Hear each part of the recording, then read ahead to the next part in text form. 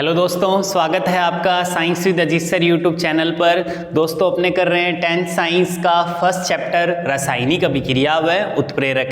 इस चैप्टर में अपने लास्ट वीडियोस में संयोजन, वियोजन, विस्थापन, द्विविस्थापन अभिक्रिया को कवर कर लिया है। आज के इस वीडियो में अपने पढ़ेंगे ऑक्सीकरण और अपचयन अभिक्रिया है क्या और इनमें अंतर क्या है। उम्मीद करता हूँ दोस्तों भी अभी तक जितने भी टॉपिक 10th साइंस से रिलेटेड मैंने कवर करवाए हैं आपने उनके नोट्स प्रिपेयर कर लिए होंगे, अच्छे से लर्न भी कर लिया होगा और आपको वो टॉपिक समझ में भी आ रहे हैं। तो चलते हैं दोस्तों आज के टॉपिक की ओर। देखो दोस्तों, आज अपने पढ़ने जा रहे हैं ऑक्सीकरण और अपचयन अभिक्रिया।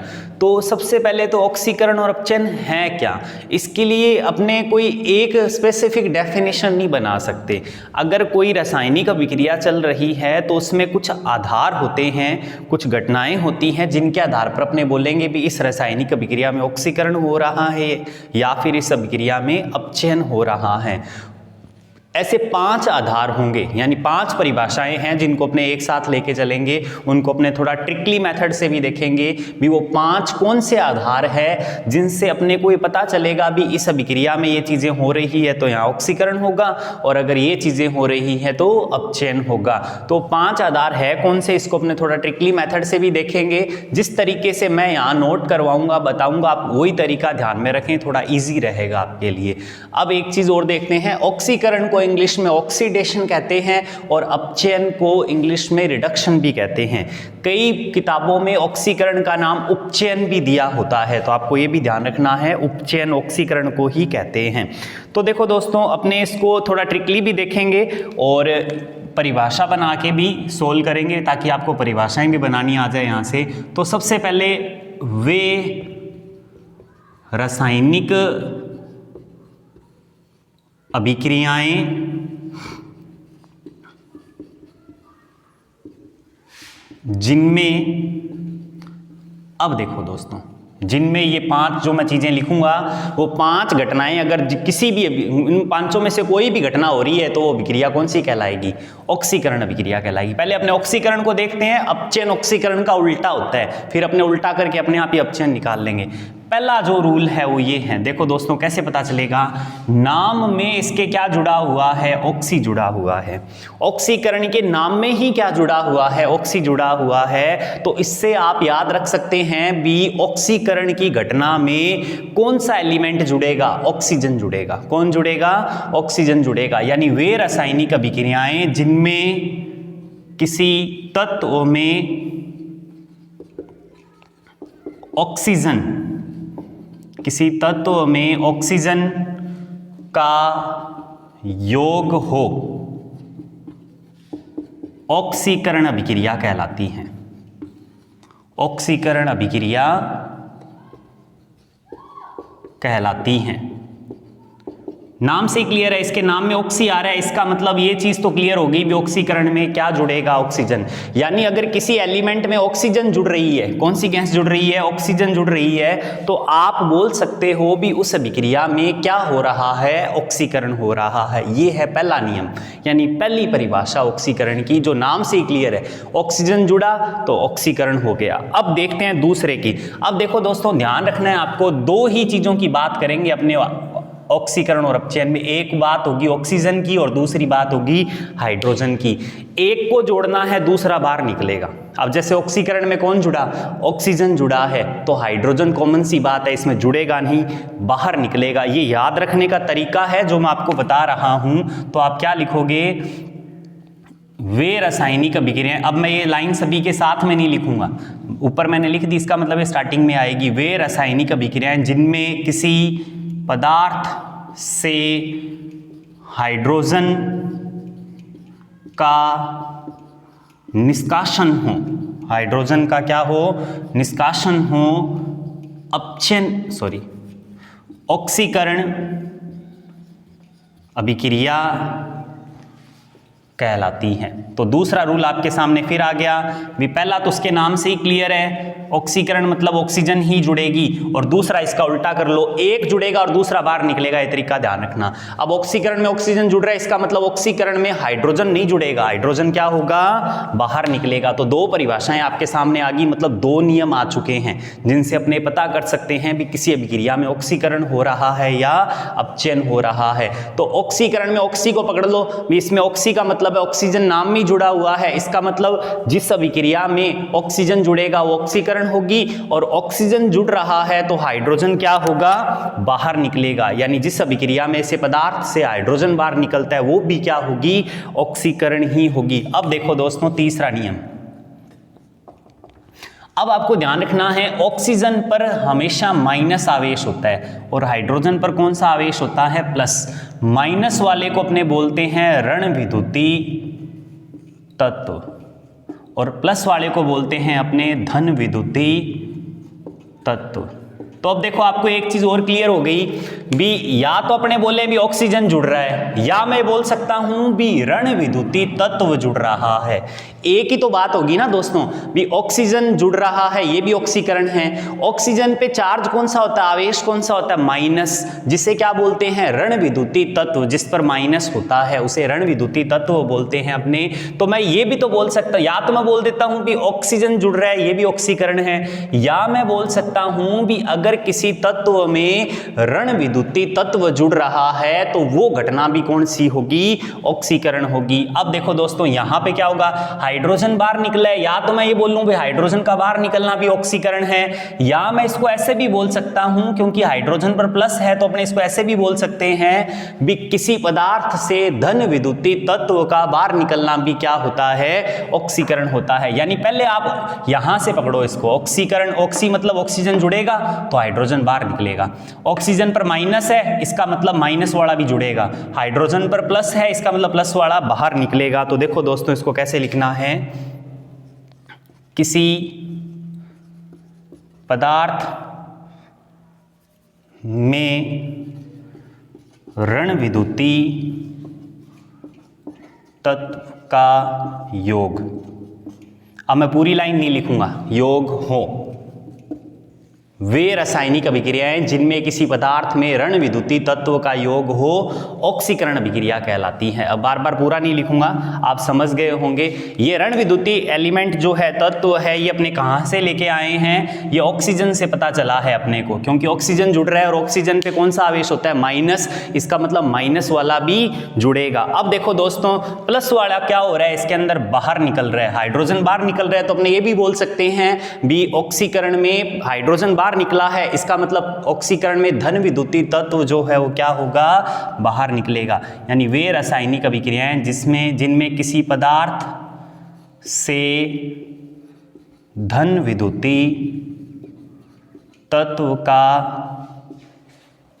निष्कासन हो, क्या कहलाएगी, ऑक्सीकरण अभिक्रियाएं कहलाएगी। ये है 4 रूल, 4 परिभाषाएं जिसके आधार पर आप ऑक्सीकरण को परिभाषित कर सकते हो।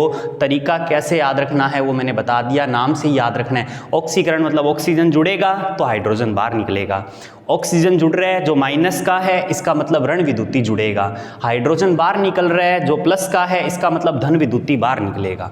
तो ये इन चारों के आधार पर अपने बताएंगे भी किसी अभिक्रिया में क्या हो रहा है, ऑक्सीकरण। यानी अगर किसी में ऑक्सीजन जुड़ा, हाइड्रोजन बाहर निकला, ऋण विद्युतीय जुड़ा, धन विद्युतीय बाहर निकला, तो ये सारे किसको बताएंगे, ऑक्सीकरण को बताएंगे। अब देखो दोस्तों बात करते हैं अपने अपचयन की। तो अपचयन में वही सिस्टम, वे रासायनिक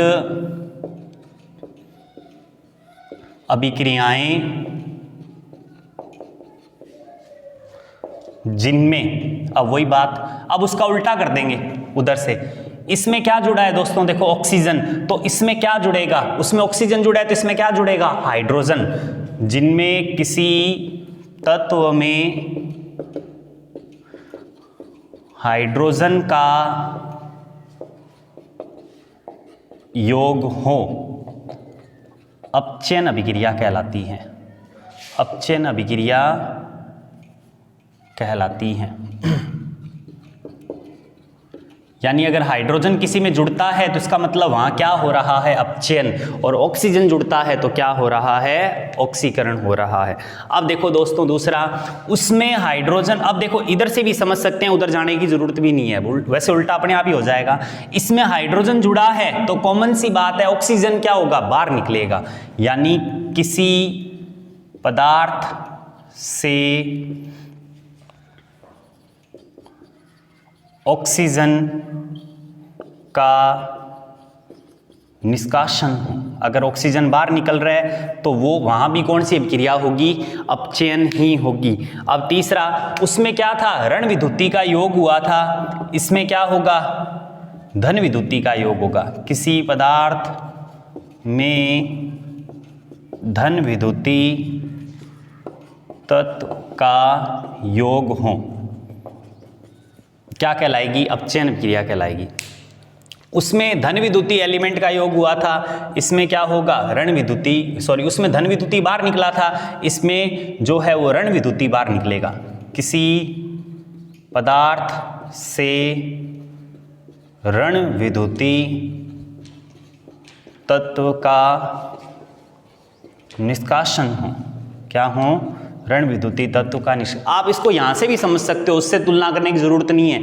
अब उधर देखो कौन जुड़ा है, ऑक्सीजन, तो इधर देखो कौन जुड़ेगा, हाइड्रोजन। अब इसमें हाइड्रोजन जुड़ा है तो कॉमन सी बात है ऑक्सीजन क्या होगा, बाहर निकलेगा।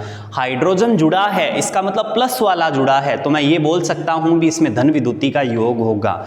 ऑक्सीजन बाहर निकला है जो माइनस का होता है, यानी ऋण विद्युतीय क्या होगा, इसमें से बाहर निकलेगा। दोस्तों ये चार जो संकल्पनाएं दी गई है ये पुरानी संकल्पनाएं हैं। वर्तमान में जो संकल्पना चल रही है वो इलेक्ट्रॉन के आधार पर चल रही है। किसके आधार पर चल रही है, इलेक्ट्रॉन के आधार पर, जो क्या कहती है, किसी तत्व, परमाणु, अणु, आयन द्वारा इलेक्ट्रॉन का त्याग करने पर ऑक्सीकरण होगा, ऑक्सीकरण होगा। यानी अगर कोई परमाणु या कोई तत्व है, परमाणु है, अणु है, आयन, अगर वो इलेक्ट्रॉन का त्याग कर देता है, इलेक्ट्रॉन दे देता है किसी को, तो क्या होगा, ऑक्सीकरण होगा। और इसमें उसमें तो इलेक्ट्रॉन त्यागे जा रहे हैं, अपचयन में क्या किए जाते हैं, इलेक्ट्रॉन ग्रहण किए जाते हैं। तो इसमें अपने क्या लिखेंगे, किसी तत्व, परमाणु, अणु या आयन द्वारा इलेक्ट्रॉन ग्रहण करने पर अपचयन होता है।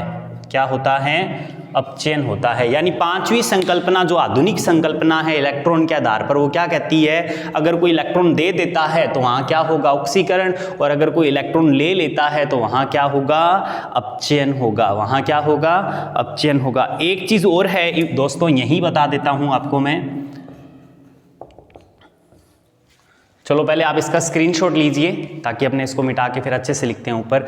उम्मीद करता हूं ये यहां देखो दोस्तों, आपसे 2 नंबर का क्वेश्चन ये भी पूछा जा सकता है भी ऑक्सीकरण और अपचयन में अंतर लिखो, तो आप इस तरह से अंतर भी लिख सकते हो। और बाकी ऑक्सीकरण है क्या, अपचयन है क्या, इसको मैंने थोड़ा सा ट्रिकली मेथड से बताने की कोशिश की है।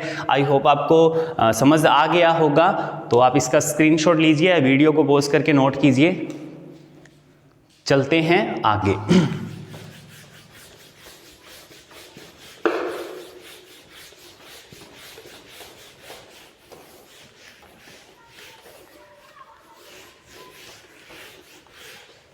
देखो दोस्तों, 2 चीजें ध्यान रखनी है जो आगे अपने नेक्स्ट वीडियो में बार बार यूज होगी आपके लिए। पहली चीज, रासायनिक अभिक्रिया में जिस पदार्थ या तत्व, कुछ भी हो सकता है वो, जिस पदार्थ तत्व का ऑक्सीकरण होगा उसे अपचायक कहते हैं, उसे अपचायक कहते हैं। ध्यान रखना दोस्तों, जिसका ऑक्सीकरण होता है उसे क्या कहते हैं, अपचायक। रासायनिक अभिक्रिया में जिस पदार्थ या तत्व का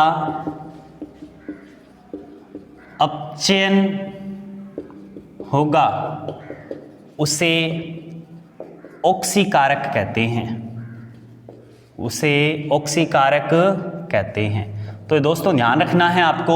अब देखो दोस्तों, हमने पढ़ लिया अभी ऑक्सीकरण क्या है, अपचयन क्या है, और उसके 5 नियम भी पढ़ लिए, परिभाषाएं भी पढ़ लिए एक तरीके से, जिनसे अपने को पता चल जाएगा भी कहाँ ऑक्सीकरण हो रहा है अभिक्रिया में और कहाँ अपचयन हो रहा है। वो भी मैं आपको एग्जाम्पल करवाऊंगा और अच्छे से क्लियर हो जाएगा। पर आपको ये चीज़ ध्यान रखनी है भी रासायनिक अभिक्रिया में जिस पदार्थ का ऑक्सीकरण होगा उसे क्या बोला जाएगा। देखो दोस्तों, जिसका ऑक्सीकरण हो रहा है उसको अपचायक कहा जा रहा है, उल्टा नाम दिया गया है, और जिसका अपचयन होगा उसे क्या कहा जा रहा है, ऑक्सीकारक कहा जा रहा है। तो आपको ध्यान रखना है, उल्टा नाम दिया गया है। जिसका ऑक्सीकरण होता है उस पदार्थ को अपचायक कहते हैं, और जिसका अपचयन होता है उसे क्या कहते हैं, ऑक्सीकारक कहते हैं। तो ये है बेसिक सी बातें ऑक्सीकरण और अपचयन से संबंधित।